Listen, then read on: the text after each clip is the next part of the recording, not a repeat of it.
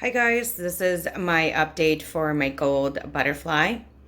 And I think the last video she was really sad looking and sickly, and I wasn't sure if she was going to survive, if she was going to live at all.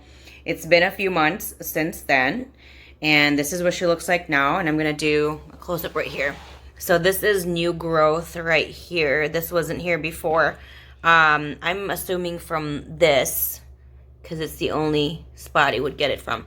So I saw this, I would say, a few weeks ago, maybe a little over a month ago, and I didn't vlog it right away. I just wanted to see what would happen. So now she got like growth right here, and this is a new leaf, and of course another new leaf right here, and there is some new growth right there as well.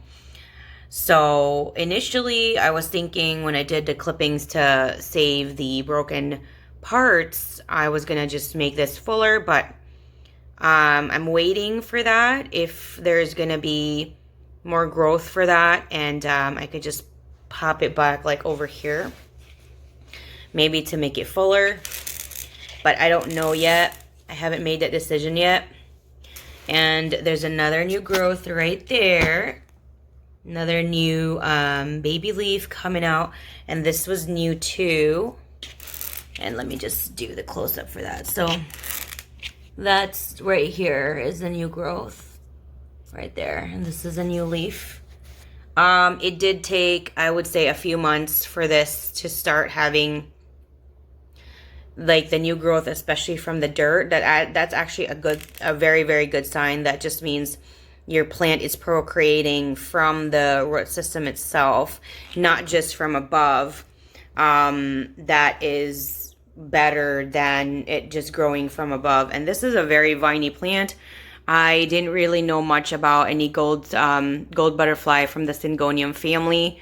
I was approached with this, and I actually really regretted it in the beginning, because it was such a sickly looking plant. It was very sick. I don't know if the other vlog had it, but like these parts here, these were all yellow. These were all sickly and yellow, and I really didn't know if she was going to survive. And as you can see, like there's a ton of damage on the leaves. These are the older leaves, but I never really trimmed them unless I needed to do it. And so I'm going to show you guys, I actually have 2 bamboo stalks in here. Initially, I had to cut it because it was only like, it was, I think this was towering it too. It was only like up to here, I think, before, and I actually added another tie there. This other bamboo right here, I believe is like, I think 3 feet tall or 4 feet tall one. I'm not sure. I think it's a 3-footer.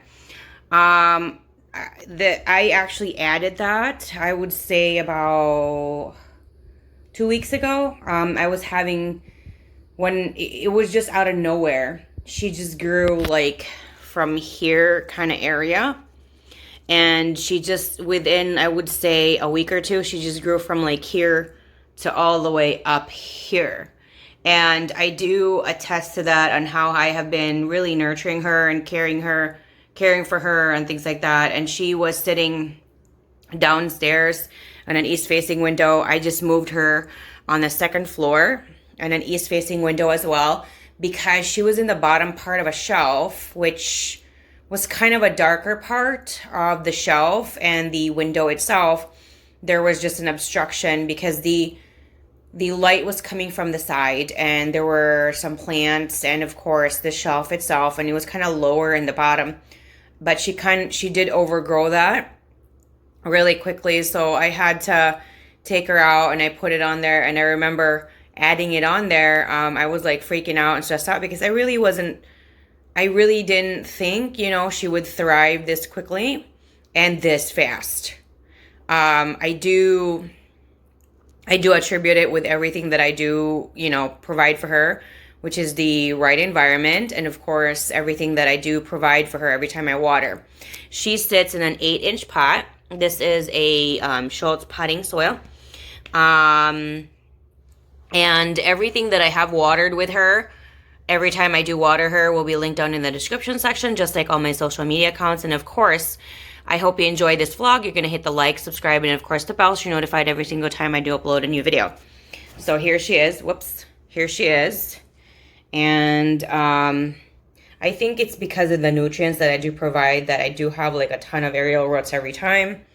And this one is just new. I think she's only starting to open like maybe a day or two ago. And I think just even less than a week ago, this was just curled up. And she already has some aerial roots. I feel like because of all the nutrients that I am providing for them, I have noticed that my plants do develop aerial roots much more than when I didn't really provide the supplements and the vitamins and all that good stuff that I do give them when I do water them. And I do give it to them every time I do water them. So just so you know.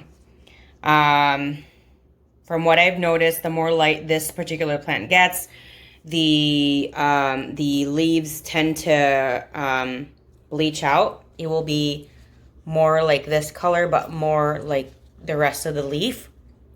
Because I do have clippings and I did vlog those and I did publish those already.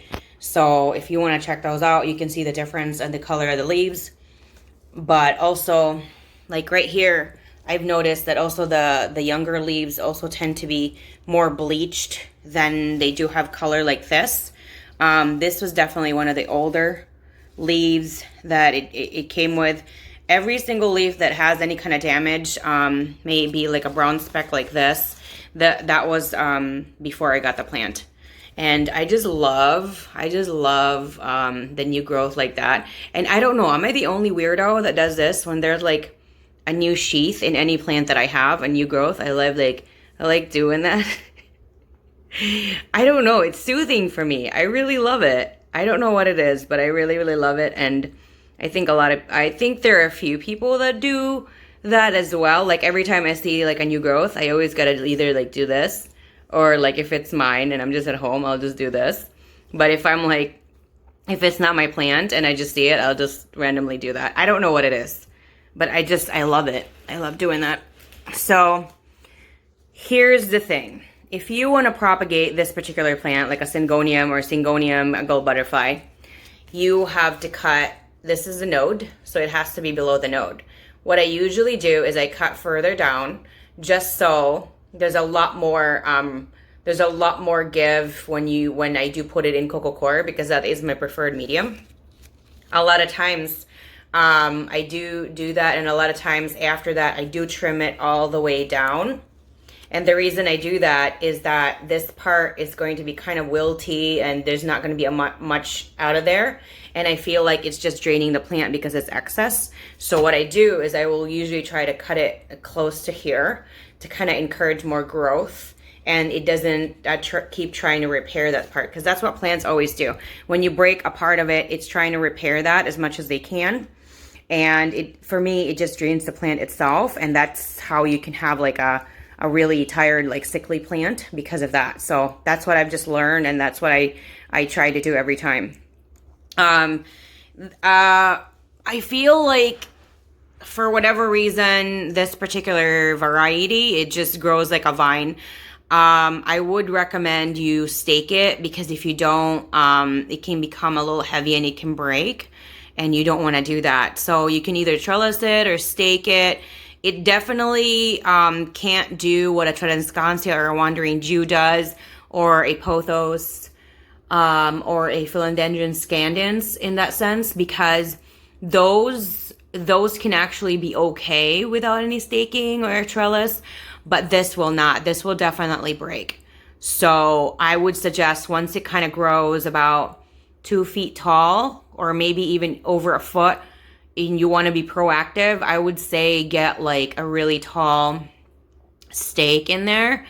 I don't know with this, I might have to change this maybe in the next vlog for the update for this plant. I might have to put a 4-footer over here just so I don't keep switching it. But I don't know what I'm gonna do, because I actually, in one of my plant groups on my Facebook, I've noticed there was one guy in there. he just says it keeps growing and growing and growing, and his gold butterfly was just so beautiful.